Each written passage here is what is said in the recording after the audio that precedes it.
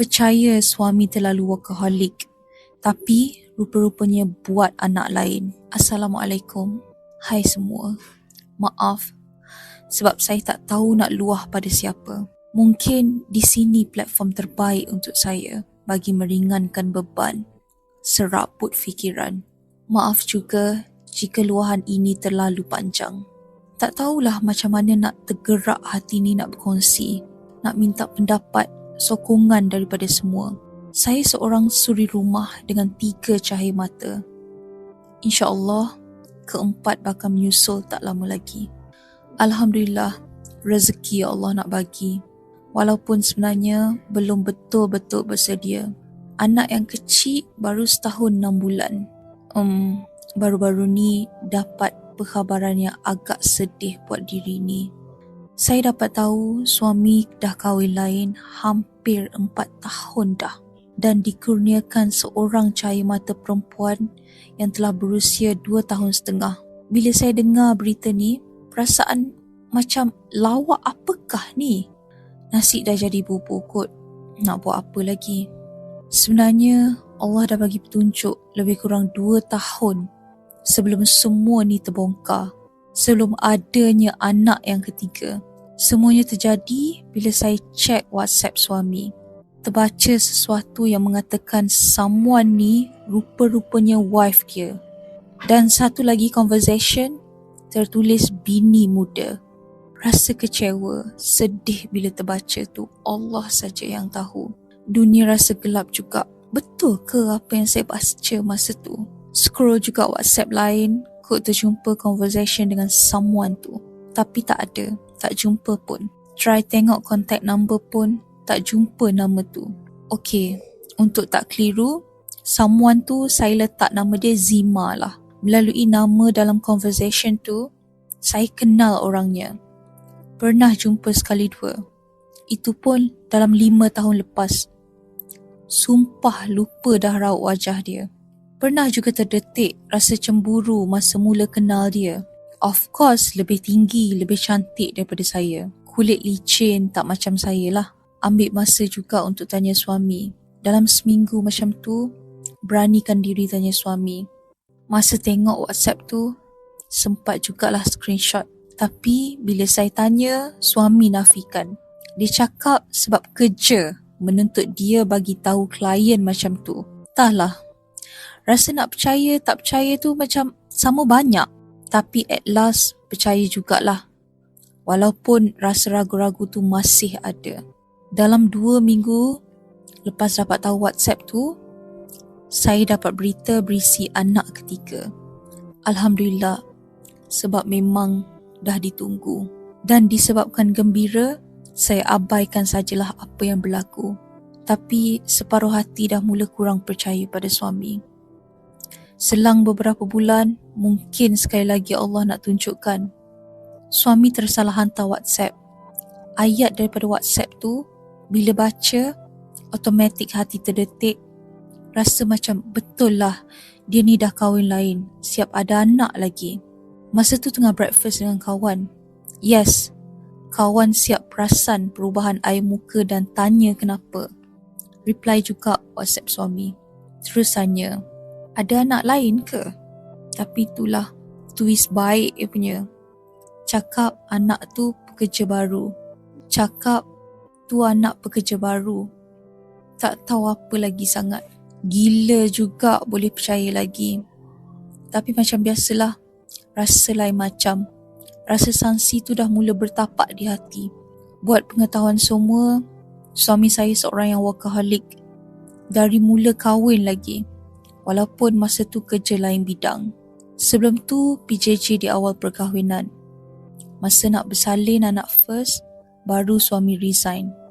Alhamdulillah, rezeki tak putus walaupun suami tak kerja masa tu. Actually, suami dapat tawaran masuk perkhidmatan awam yang menuntut khusus latihan selama 9 bulan. Tak dapat first batch, dapat second batch masuk kursus 6 bulan. So, at that time, anak dah 6 bulan. Bila masuk kursus, tinggallah berdua dengan anak. Kadang-kadang mak dan mak mertua bergilir buat teman. pengorbanan untuk hidup yang lebih baik. Masa tu saya masih lagi bekerja. Tamat saja latihan selepas 9 bulan, saya berhenti dan ikut diposting di selatan tanah air. Bermulalah episod Jadi Suri Rumah sepenuh masa. Dan masa ni baru mengandung anak kedua. Suasana baru, tanpa kawan. Saya duduk dengan anak je. Hampir 2-3 tahun jugalah terperap saja dalam rumah. Suami sangat busy. Sabtu Ahad juga busy. Hari off petang atau malam baru nampak bayang. Hanya sesekali dapat keluar spend time bersama. Culture shock jugalah masa tu. Suami pesan, saya kena jadi kuat. Kerja dia sekarang menuntut masa yang lebih banyak dengan rakyat. Anak-anak hanya mampu bawa main dekat bawah. Sebab saya duduk rumah 2 tingkat. Walaupun blok yang saya diami kelihatan banyak kereta, tapi bayang orang susah nak nampak. Pendek kata, nak cari kawan pun susah. End up, layanlah anak-anak main di bawah. Nasib baik anak ada jumpa kawan 2-3 orang yang nak bermain. Mama dia sajalah yang keseorangan. Next, bila anak dah besar sikit, dah sekolah tadika, masa tu barulah dapat jumpa dengan orang luar. Keluar jalan kaki, beli breakfast dekat gerai luar kawasan perumahan. Dari situ, berjaya berkawan dengan akak gerai cantik tu. Rupa-rupanya kami sebaya. Mula dari situ, sikit-sikit dapat jumpa kawan baru, bersosial lah sikit. Tidaklah duduk di sarang hadap dinding je. Memang boleh depress jawabnya. Layan kerana anak dengan suami super busy. Nasiblah kahwin dengan orang yang very workaholic. Kami kurang sangat dapat berkomunikasi. Saya kat rumah penat layan anak dan dah terbiasa suami jarang di rumah. Bila malam tertidur kepenatan, salah satunya sebab breastfeed anak. So, selalu tertidur sesambil tu. Suami pula mungkin termakan hati. Tapi itulah titik tolak kesalahan kesilapan antara kami. Kami tak berterus terang. Dalam masa dia bekerja, ramai juga yang cuba tackle dia, walaupun tahu dia dah berkahwin. Adalah 4-5 orang yang nak try. Doktor, lawyer, pegawai. Tapi semua berjaya ditolak dan ditepis. Cuma dengan Zima ni je. Both pada mulanya tak berniat pun nak bercinta ke apa. Tapi, bila dah sering bersama atas urusan kerja, Mak Zima mula tanya dengan siapa keluar, tak baik, tak manis keluar macam tu dengan laki. Akhirnya, dia tanya dan ajak suami kahwin. Disebabkan masalah kurang komunikasi antara kami, menjadi salah satu punca suami decide untuk kahwin diam-diam. Selain untuk mengelakkan maksiat di masa akan datang. Siapa tahu kan, suami ambil masa yang lama juga untuk buat keputusan. Setelah menimbang tarakan apa kesannya semua. Ini suamilah yang cerita. Selepas saya dengar pengakuan suami, saya desak suami beritahu sejujurnya selepas 2 tahun hidup dalam teka-teki dan prasangka. Hampir 4 tahun bukanlah satu masa yang singkat. Tak sangka sangat dalam 4 tahun tu, dia dah hidup bermadu tanpa pengetahuan. Betul lah orang kata, jangan main-main dengan insting wanita. Dalam masa yang sama, doa juga pada Allah. Kalau betul lah suami ada orang lain, mohon Allah tunjukkan.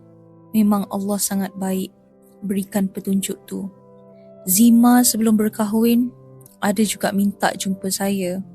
Tapi suami tak benarkan. After dah kahwin pun, Zima minta juga nak jumpa saya. End up pun sama. Suami tak benarkan. Dengan alasan dia tak sampai hati nak bagi tahu saya sebab anak masih kecil. Tapi itulah, nak diikutkan anak dah umur 6 tahun dan 4 tahun lebih kurang. Bukanlah terlalu kecil untuk dia berterus terang, berbincang. Kalaulah suami ambil pendekatan untuk berbincang, berkomunikasi heart to heart, face to face, apa yang terpendam selama ni mungkin boleh lagi diselamatkan, dielakkan untuk kahwin lagi. Tapi itulah, takdir Allah, tak ada siapa yang boleh halang. Kadang-kadang ada juga terfikir, kalaulah suami bagi tahu lebih awal, mungkin tak ada yang ketiga dan keempat ni. Tapi kenapa saat tengah pregnant yang keempat ni baru saya tahu? Tipulah kalau cakap tak kecewa. Hati tak hancur berkecai. Tapi yelah, nasi dah jadi bubur.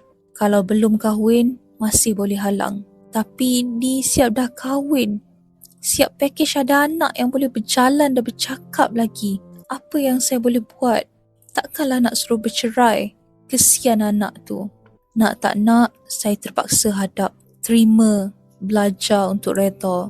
Mulanya susah dan sangat sukar bagi saya. Memandangkan situasi semasa dengan syarat mengandung, rasa diri ni sangat lemah ya Allah. Tapi saya kena kuat demi anak dalam kandungan ni at least. Mudah-mudahan suami dapat berlaku adil dan bertanggungjawab sebaik mungkin. Sebelum ni dah terbiasa suami sibuk bekerja. Balik selang sehari. Sabtu Ahad sangat jarang nampak bayang. Tipulah tak jealous tengok orang lain weekend saja spend time dengan family. Pergi makan, jogging, window shopping.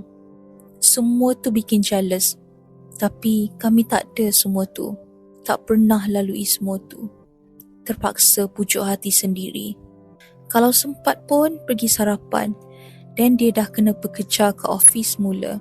Bila nampak kereta membelok ke arah perumahan, tersiak juga hati. Dalam hati cakap, lah cepatnya dah nak balik rumah ke? Kesian juga dekat anak-anak. Selepas dapat tahu semua ni, suami bagi tahu dia tak pernah tipu bila cakap pergi kerja. Dia jarang ada kesempatan bersama isteri baru. Dia cakap dia suami yang jahat, tak adil dengan kedua-duanya. Bab nafkah buat masa sekarang memang belum cukup mampu. Suami sebelum kahwin dengan Zima dah berterus terang tak mampu.